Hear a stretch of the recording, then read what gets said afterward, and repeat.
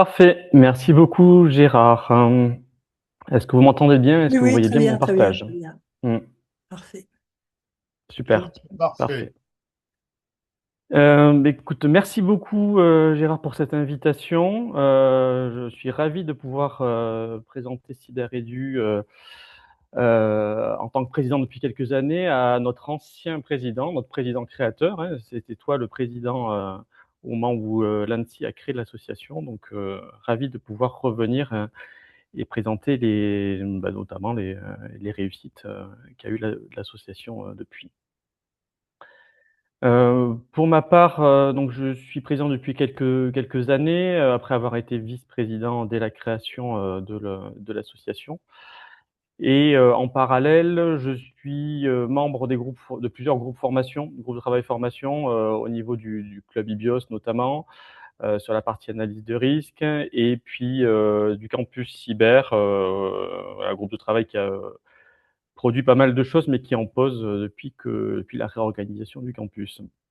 En parallèle, à temps plein, je suis, enseignant en cyberdéfense, plus particulièrement spécialisé sur l'analyse de risque et sur la sécurisation des systèmes Linux et responsable de tout ce qui est formation professionnelle, à l'École, nationale supérieure d'ingénieurs, de l'université Bretagne Sud, où, je gère, tout ce qui est apprentissage, formation continue, VAE, et cetera.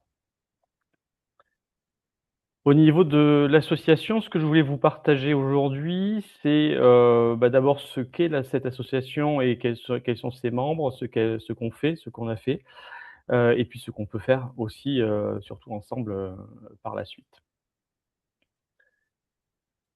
Ce que je pense qui est, important, c'est d'abord de préciser le contexte. Donc, faut savoir qu'en 2015 a été, présentée une stratégie nationale pour la sécurité du numérique et effectivement la partie, responsabilité sociétale et notamment de la partie formation, a été mis en avant.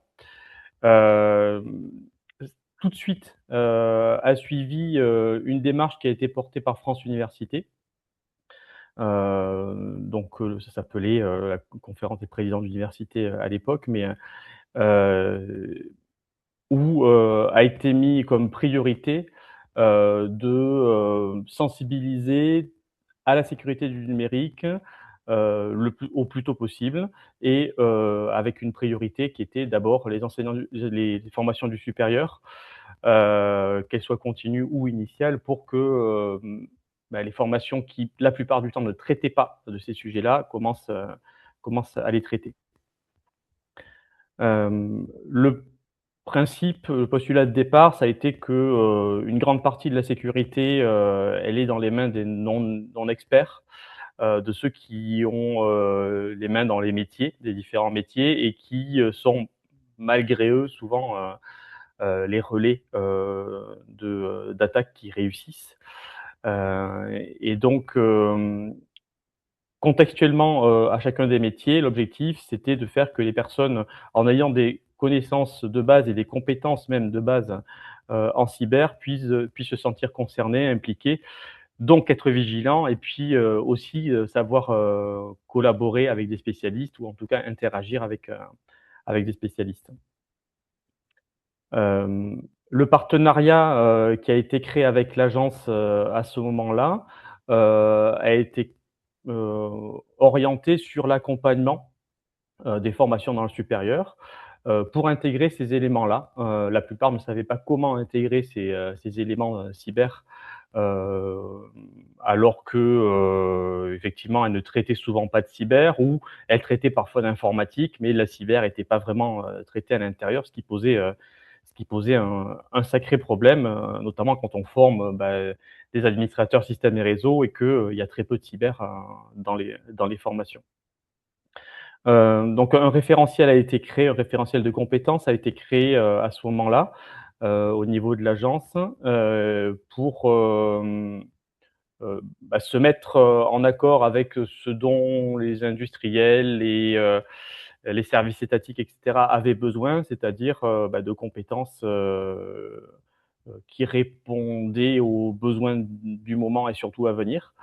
Et puis, grâce à ça, de pouvoir, à un moment donné, hem, labelliser, après avoir conseillé, labelliser les formations, par la suite pour pouvoir afficher celles qui ont eu une démarche active par rapport à ça. Hem, L'objectif, était, de publier de publier, un label, donc c'est des labels, renouvelables tous les 3 ans et que cette formation puisse communiquer sur ce label-là, dans les pages, qui présentent la formation, mais aussi dans les diplômes, et dans les CV des personnes, qui sont diplômées. Au niveau de l'association, il faut savoir qu'on réunit, principalement des enseignants, dans l'informatique, mais aussi bien sûr des spécialistes, des non spécialistes, en cyber. En tout cas, tous ont pour objectif, de partager et d'améliorer cette compréhension, pour les non spécialistes. C'est ça qui est vraiment, important. Donc pour ça, on a, conseillé au niveau national. Donc on a, participé au nouveau programme des BTS, SEO, en 2018, des BTS Ciel en 2023-2024, donc c'est l'ex-BTS Système numérique qui est devenu BTS Cyber, où on les a conseillés pour mettre de la cyber un peu partout, en fait. Pareil pour les BUT informatique et réseaux et télécoms, les AFPA.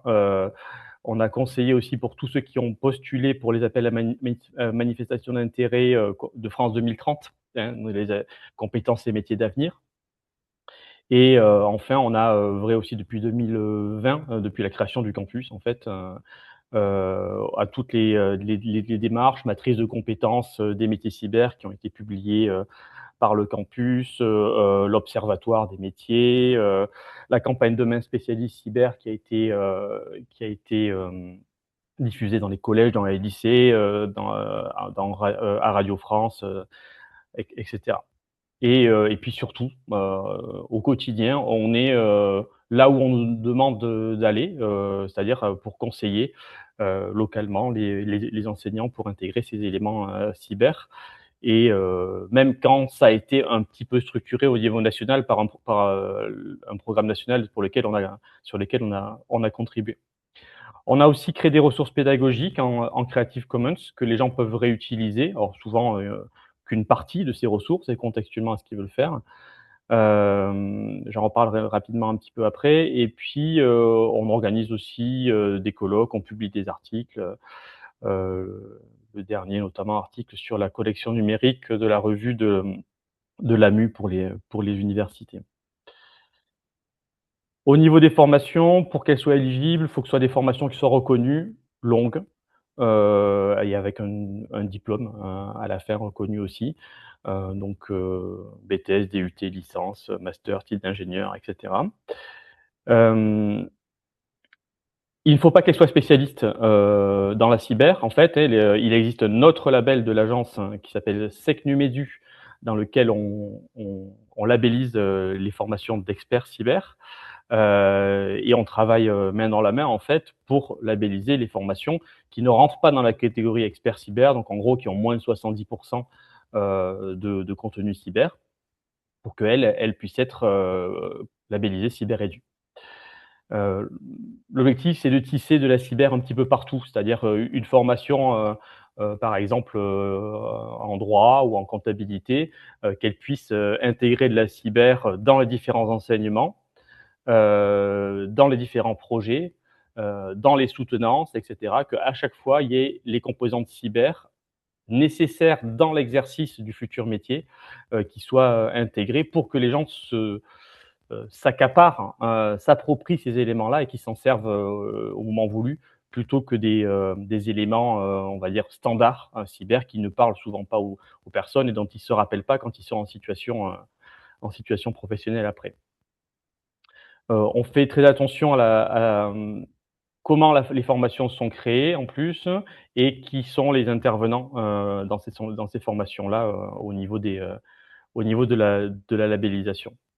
Donc pour ça, on propose, des instructions en fait, donc vous allez voir, je vous montre, rapidement et on a un tableau à remplir où chaque formation nous donne tous les détails précis, hein, qui ne sont pas publiés, mais qui nous permettent de statuer en jury de labellisation pour pouvoir labelliser les formations et sûrement les conseiller dans un premier temps, hein. Il y a plusieurs allers-retours pour savoir comment mieux intégrer la cyber dans leur cursus. À côté de ça, on a un groupe de travail sur les ressources pédagogiques. Je vous l'ai dit, on en a publié sous Creative Commons, mais certaines n'existent pas et d'autres mériteraient d'être mises à jour avec des actualités plus récentes, par exemple. Et donc, on a, je vous ai expliqué, on a conseillé pour les appels à manifestation d'intérêt, compétences et métiers d'avenir.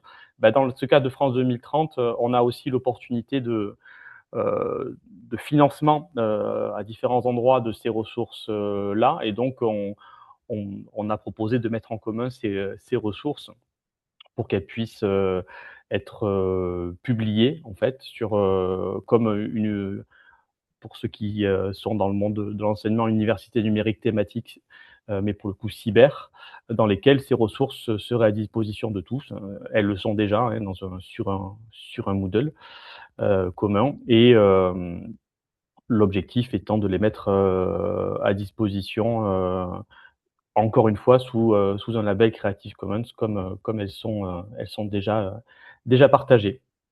Donc n'hésitez pas, si vous voulez partager de vos ressources, à écrire sur l'adresse qui est indiquée.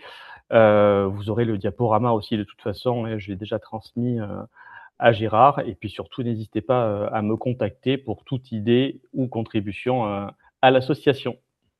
À bientôt. Super, super. Eh bien, merci.